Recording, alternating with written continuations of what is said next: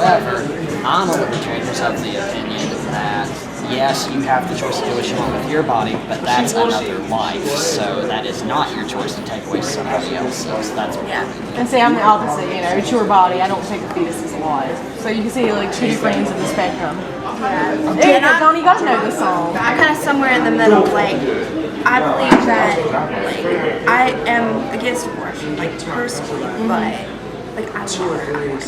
But, like, say in the case of rape or something, like, it is a life, but, like, I'm not sure how I would do it in that situation. I think there's always special circumstances with any issue, really. The best thing you can do is try to find the policy that covers the most. That's what we have to go for. I mean, I understand I'm 100% against abortion, but I also understand that there are too many special circumstances that there's no way they can pass a law that's outlawed it just because there's that circumstance, or that circumstance, or that circumstance. But I do think it needs to be restricted to the lowest amount possible. Maybe not so much that, as that there are certain workers out there that have skills that they need. Taking a knife and going and stabbing, or bombing them.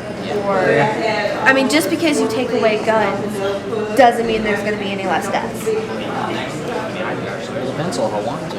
I mean, if you stab hard enough. If I remember correctly, the worst school tragedy it was back in the 50s. I don't remember what school it was, but it was committed by like a 35-year-old man. He killed like 55 people with explosives. Way before video games were invented, and I mean, he didn't use a gun, and that's the worst incident. Well, see, like right after the shooting at the school, somebody in China went and stabbed all these people. Yeah, just the same number of people. While they may not have been killed, it's still. And like you didn't hear much about it, but I mean, because they were saying, "Oh, we need to take guns away," but I mean, you can go in and stab somebody too, or bomb the school. Yeah. Just because you take away guns doesn't mean. You know, right now Chicago has the strictest gun laws in the country, and already they've had 57 homicides just in 2013. By gun. I know last year they had like, for like the 13th time or something, they had over 500 homicides. I mean, in cities where it's supposed to be illegal, they're the worst. I mean, you're not disarming the people that go out and do stuff, you're disarming the law about it. Yeah, most of the criminals that commit these crimes, they don't go to gun shows and stuff. They go to the black market and stuff, and they acquire their guns that way. I mean, so you can put a background check and whatnot to all these gun shows, but still, the ones who really want to do the most harm to us, they'll find a way around it quite easily. What made you want to get involved with Students for Liberty? Well, the first thing that got me into all of this was actually John Stossel. When I was in high school, I took junior ROTC classes, and for one of the classes, he showed a video of him, and I was just amazed at how things were actually going on, how things worked, that government was not the answer. In fact, they were the problem for most of these issues. And when I got here with my libertarian mindset, I saw the politically homeless thing right here, and I just fit in instantly, basically. Oh, yeah. But you said you got like a little bit to the right there, right? Yeah, I am slightly to the right of it, but for the most part, I do have libertarian viewpoint. What is your number one issue as a libertarian? For me, it's freedom and the economy. In this case, government keeps telling us that if we want to solve all this financial crisis, we need more government. But that is not the case. In fact, in almost every single case, government has been the problem. When it came to the recent recession, it's because of government and their policies that caused our dollar to crash and the housing bubble and all that other stuff. Do you all think you are changing hearts and minds here? I do think we make people think about their own political viewpoints. Sometimes they're not immediately convinced, but it doesn't. Some people can't change their mind instantaneously. Whenever we get people to think about stuff, I'd say that is a success. Is there anything particular you're wanting to accomplish with this group? It basically just spread the message of liberty and to make people reevaluate their own positions and stuff. Make them look at what they think they know and then show it in a different light. Anything else you'd like to add? I like for liberty. Short and sweet. All right, Donnie, tell me why you got involved with Students for Liberty.